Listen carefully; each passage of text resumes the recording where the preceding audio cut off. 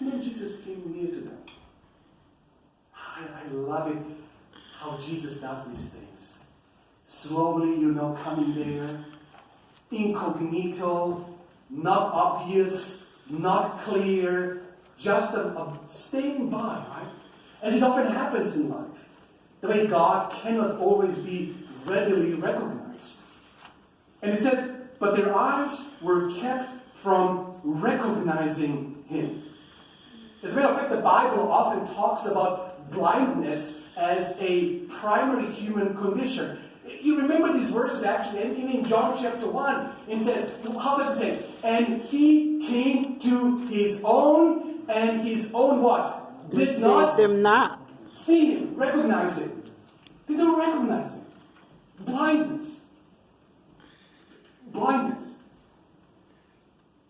As a matter of fact, in 2 Corinthians chapter 4, if we have a description of what the God of this age, and we who know who the God of this age is, right? The God of this age, Paul tells us, is blinding the minds of unbelievers so that they cannot see the glory of God. Blinding. I heard this story. It's an amazing story. Right? Some of you, I don't know if you're into classical music, some of these kids like classic, they play classical music and all that. But one day they did an experiment with Joshua Bell. Joshua Bell is one of the most famous violinists today. Right? And they decided they wanted to make an experiment. They wanted to see how people are, to what degree are people distracted that they cannot understand, cannot for a moment open their eyes and see the beauty that is around them. And so they put him in a station, in the Washington subway station. And he was in and actually you can see the video, it's available online. He has this hat, and he's playing on a $3 million Stradivarius violin. $3 million. And he's playing some of you might not perhaps, if this is not your kind of music, but he's playing the absolutely most astonishing piece for violin that exists. Right?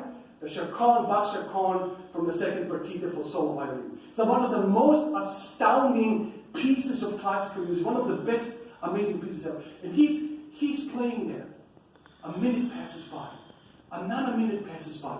And no one even stops to recognize. After a couple of minutes, one person dares to quickly glance towards him and then continues. That's the recognition he received. And in the evening, people went to the concert and had to pay more than $100 to listen to him, right? That's who we are. Now again, the not seeing can happen for many, many different reasons. It can happen distractions, it can happen wrong beliefs, wrong expectations, or the insistence of not hearing something that is contrary to our beliefs. Sometimes that is the blindness that takes place. And Jesus answers their concerns, and he speaks from Scripture, tries to explain, and you know what's happening. And by the way, it's quite interesting, right? Because we know from the text that eventually when they come to this whatever inn, they invite him into the inn because it was slowly getting dark, meaning that the whole conversation and Jesus approaching them happened during the day. It wasn't like darkness. Jesus was there, the disciple was there, and they must have been close disciples. How do we know they were close disciples? Because they knew the fact that the women came to the tomb and Jesus was not there. So they were connected with the inner circle in some way. Well, you know how the story ends, right? They invite him in. Jesus breaks the bread. And their eyes were opened. What deeply moves me about the story is obviously this fact that it is very visceral, very tangible, very tactile act of breaking bread. In the moment of togetherness, in the moment of relationship, in the moment of sharing a meal together, in this very moment, their understanding takes place. But they say something else in addition to this.